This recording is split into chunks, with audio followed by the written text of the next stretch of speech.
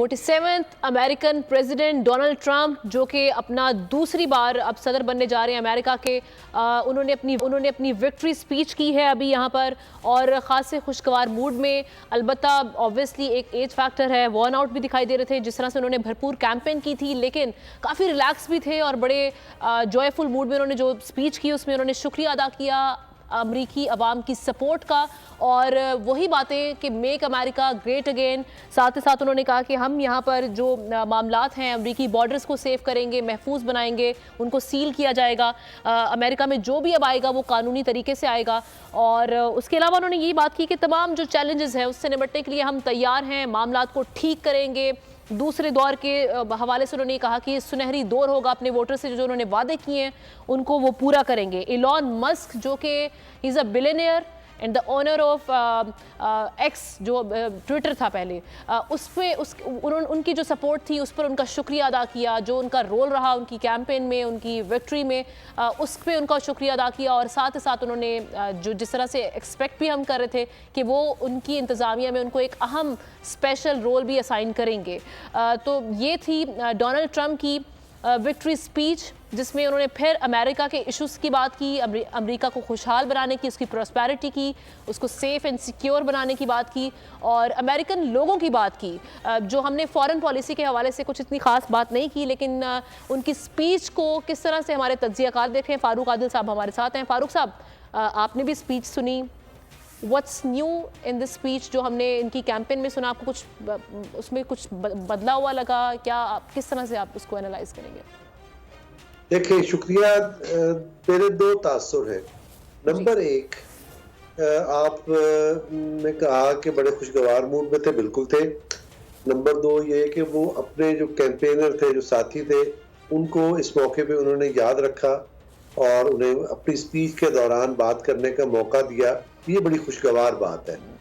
और लेकिन पुरजोश नहीं थे वो, मेरी राय ये है। अच्छा, उसकी रीजन ये हो सकती है, वो कह रहे थे कि वो एक्सपेक्ट कर रहे थे 315 इलेक्टोरल वोट का फिगर, लेकिन अभी तक के जो रिजल्ट्स हैं 300, अभी उन्होंने 300 तक भी नहीं पहुंचे, लेकिन वो ज्यादा बड़ी विक्ट्री देख रहे थे। वो इलेक्शन जीत गए, दोनों ऐवानों में उन्हें बर्तरी हासिल हो गई, उससे फर्क नहीं पड़ता, लेकिन मुझे वो पुरजोश दिखाई नहीं दिए।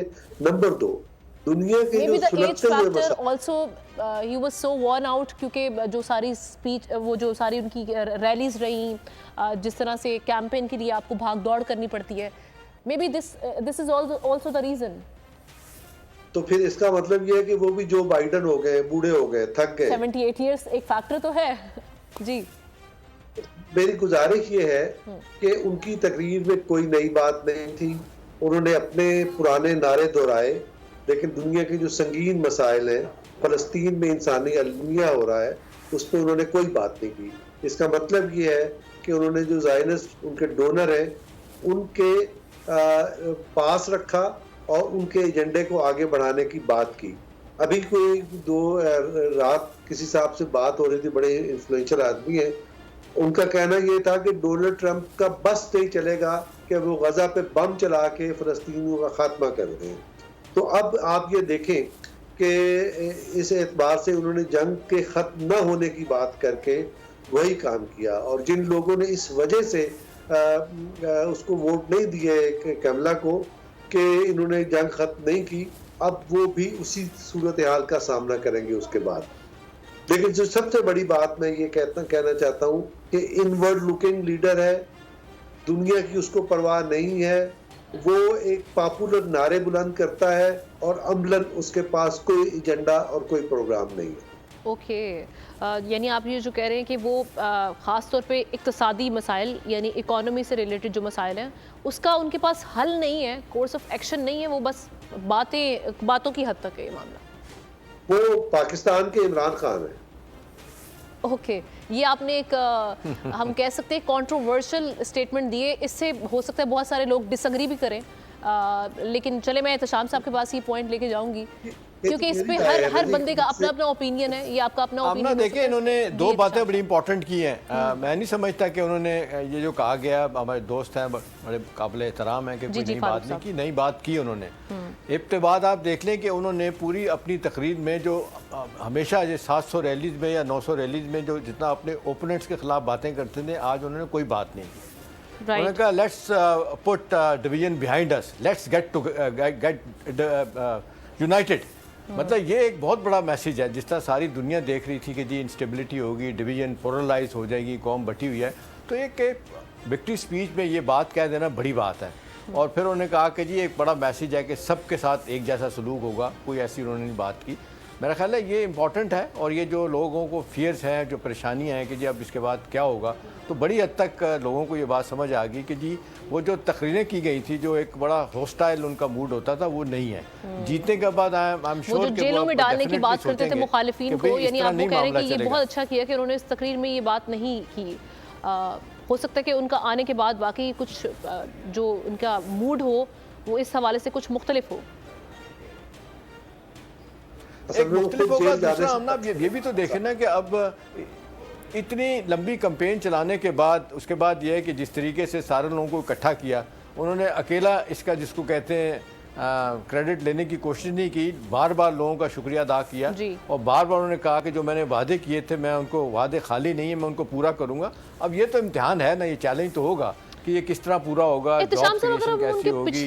اور پھر ایک بات انہوں نے بہت واضح طور پہ کی، دور حکومت کو دیکھیں تو اس وقت انہوں نے جس طرح کہا نا we'll fix our borders، انتخابی منشور تھا اس وقت، اور اب والا کچھ زیادہ مختلف نہیں ہے، وہ اتنا انڈیفرنٹ نہیں ہے. لیکن کیا تب اس وقت وہ ان معاملات کو صحیح طریقے سے ان سے نبرد آزما ہو سکے تھے، کامیاب ہو گئے تھے ان چیزوں کو ٹھیک کرنے میں؟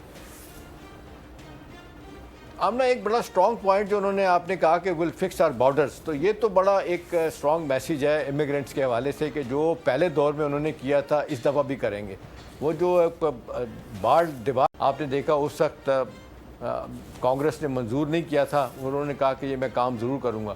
تو ظاہر ہے ان کے بیک آف دا مائنڈ ایک بات ہے کہ جی باہر سے آئے لوگ جو ہے نا انہوں نے لوکل کا حق مارا ہے، اور وہ لوکل کو اسی لیے دیکھ لیں کہ جو ڈومیسٹک پالیٹکس میں جس طریقے سے لوگوں کو آگے لے کے گئے ہیں، ایک انتھوزیازم پیدا کیا نوجوانوں میں، اس بنیاد پہ کیا کہ جی آپ کے حق چھینے جا رہے ہیں، باہر سے لوگ آ کے قبضے کر رہے ہیں. اور پھر اسی حوالے سے آپ نے دیکھا کہ چائنا کے بارے میں بڑی سخت باتیں کی، جو کہ میرا خیال ہے وہ شاید اس پہ عمل درآمد نہیں کر پائیں گے. آمنا اس وقت صورتحال جس طرح آپ مہنگائی کا آپ ذکر کر رہی تھی، دیکھیں پوری دنیا وہ اس وقت شکر گزار ہے چائنیز کی کہ جس طرح سے اتنی آسان اور سستی چیزیں وہ بنا کے دے رہے ہیں. اور دوسری بات ہے کہ چائنا کو ایک بہت بڑا ایج مل گیا ہے پوری دنیا میں جو چپس. ٹیکنیکلی اس کو ہینڈل کیا جا سکتا ہے. ایک جانب آپ نے چائنیز پروڈکٹس پہ ٹیرف بھی بڑھانے ہیں تاکہ امریکی صنعتوں کو آپ محفوظ کر سکیں، اس کو بوسٹ کر سکیں، لیکن دوسری جانب اوبویسلی جو عام عوام ہے جب وہ جائے گی مارکیٹ میں تو ان کو سستے داموں چیز نہیں ملے گی، تو وہ تو پھر مایوس ہو جائے گی. انفلیشن وہیں کی وہیں ہے، وہ معاملہ تو وہیں رہیں گے.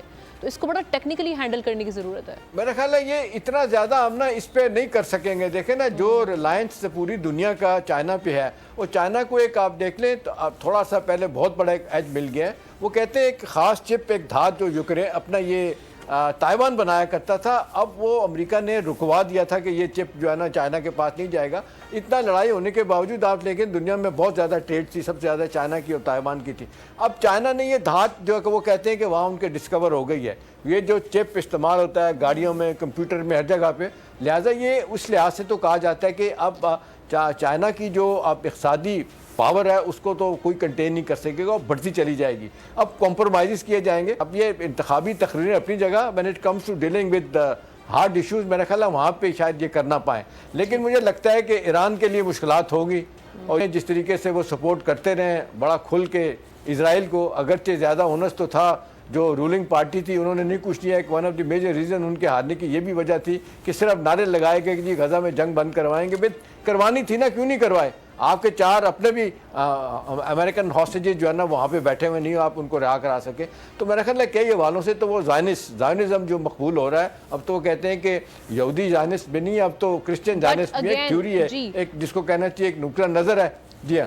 تو میرا خیال ہے اب ان کے لیے مشکلات تو بہت ہیں, چیلنج بہت ہیں, لیکن دنیا کو انہوں نے ثابت کر دیا کہ آؤٹ آف نو ویئر آ کے جس طرح انہوں نے میرا خیال ہے صدارت سنبھالی ہے, یہ انپریسیڈنٹڈ ہے, اس کو ماننا پڑے گا. جی ٹھیک ہے. سبسکرائب کریں اور بیل دبائیں تاکہ کوئی خبر رہ نہ جائے.